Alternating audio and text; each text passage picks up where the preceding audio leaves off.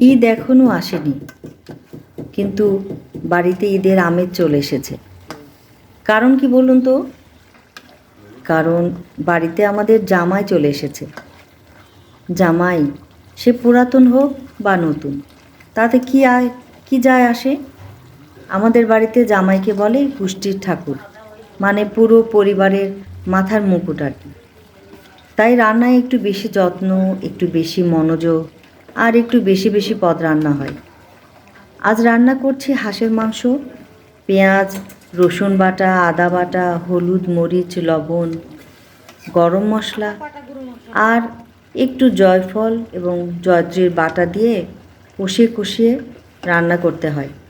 ছোট ছোট দেশি রসুন দিয়ে রান্না করলে খেতে খুব ভালো লাগে। মাঝে মাঝে একটু বেরেস্তা দিয়ে কষালে খুবই সুঘ্রাণ হয়। আজ যে হাঁসের মাংস রান্না করছি সেটা স্বপ্ন থেকে আনা বেইজিং হাঁস। বেশ বড় ছিল, প্রায় 3 কেজি। তেলে একদম ভরপুর ছিল। রান্নায় এত তেল দেখে স্বাস্থ্য সচেতনরা একটু ভয় পাবেন না। আমি কিন্তু রান্নায় মোটেও তেল বেশি ব্যবহার করিনি। যে তেল দেখতে পাচ্ছেন তা ওই হাঁসেরই।